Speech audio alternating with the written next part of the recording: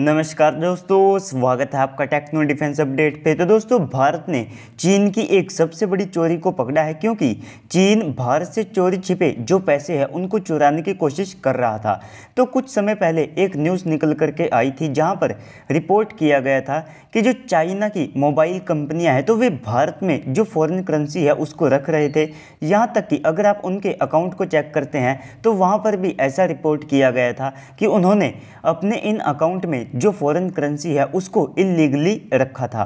तो अब दोबारा से कुछ ऐसा ही हुआ है। साथ ही साथ यहाँ पर दोबारा से इस कांड में जो चाइना की मोबाइल कंपनी है उसका नाम सामने निकल करके आया है, जिसे आप सब वीवो के नाम से जानते हैं। अगर आप वीवो को देखते हैं तो ये भारत के मोबाइल मार्केट में एक काफ़ी ज़्यादा बड़े प्लेयर हैं और हर साल ये भारत से बिलियंस ऑफ डॉलर को कमाते हैं। तो दोस्तों, इसी कंपनी ने भारत से जो चोरी छिपे पैसे हैं उनको विदेश में भेजा है। तो जैसे ही इस पूरे मैटर के ऊपर भारतीय सरकार की नज़र पड़ी और हमारे ऑफिशियल्स एक्शन में आई, तो उसी समय इनके ऊपर कार्रवाई हुई। और इसको लेकर के आप अपनी स्क्रीन के ऊपर आर्टिकल को भी देख सकते हैं, जहां पर रिपोर्ट किया गया है कि हमारी ईडी ने वीवो के ऊपर छापा मारा है और इनके 465 करोड़ रुपए के साथ में 2 किलोग्राम तक का जो सोना है वो भी जब्त किया जा चुका है। तो अगर आप इस पूरे केस को देखते हैं तो ये तो चाइना की चोरी का केवल एक छोटा सा एग्जाम्पल है। और इसके अलावा भी अगर आप चीन की ज़्यादातर कंपनियों को भारत के अंदर में देखते हैं तो ये भी कुछ ऐसे ही हथकंडों को अपनाती है। सबसे पहले तो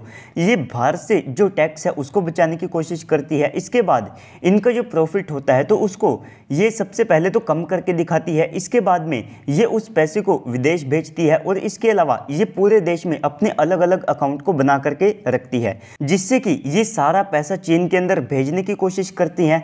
और जो टैक्स का हिस्सा भारत को मिलना चाहिए तो उसको भी बचाने के लिए ये हर तरह के जो हथकंडे हैं उनको अपना करके ज़्यादातर जो पैसा है वो चीन के अंदर भेज देती हैं। अगर मैं आप सबको केवल वीवो का एग्जाम्पल दूं तो इस कंपनी ने अपने टर्नओवर का लगभग 50% का जो हिस्सा है वो विदेशों में भेजा है, जिसमें लगभग 62,476 करोड़ यानी कि 8 बिलियन यूएस डॉलर का एक बड़ा अमाउंट शामिल है। तो ईडी ने इनके ऊपर छापा मारा है। वीवो के अलावा इनसे जुड़ी लगभग 23 और जो कंपनियां हैं उनके ऊपर भी यहाँ पर छापा लगा है। साथ ही साथ इस पूरी कार्रवाई के दौरान में वीवो के जो 40 ठिकाने थे तो उनके ऊपर भी यहाँ पर कार्रवाई की गई है और उनको भी इस लपेटे में लिया गया है। तो दोस्तों, अगर आप इस पूरे मैटर को देखते हैं तो ये भारत के लिए भी एक चिंता का सबक है, क्योंकि अगर आप इस तरह के सारे केस को देखते हैं तो भारत को हर साल बिलियंस ऑफ डॉलर का यहाँ पर नुकसान होता है। तो ऐसे में भारत को भी अपने सिस्टम को और ज़्यादा मजबूत करना पड़ेगा। और इसके अलावा अगर आप मेक इन इंडिया की बात करते हैं तो भारत हर फील्ड में मेक इन इंडिया को काफ़ी ज़्यादा बढ़ावा दे रहा है, लेकिन पिछले कुछ सालों में एक भी भारतीय ब्रांड का कोई ऐसा मोबाइल सामने निकल करके नहीं आया है जो कि भारतीय मार्केट को कैप्चर करने में यहाँ पर सक्षम रहा हो। तो ऐसे में भारत को मोबाइल सेक्टर में भी एक काफ़ी ज़्यादा बड़ा फैसला लेने की आवश्यकता है, क्योंकि ये जो मार्केट है ये बिलियंस ऑफ डॉलर की है और इस मार्केट को कैप्चर करने के लिए भारतीय सरकार को भी कुछ बड़ी स्कीम की जो अनाउंसमेंट है वो करनी पड़ेगी। क्योंकि अगर आप भारतीय कंपनियों को आज की तारीख में देखते हैं तो मोबाइल मार्केट में ये ऑलमोस्ट दब चुकी है, ना तो इनका कोई नाम है ना ही इनका कोई निशान है।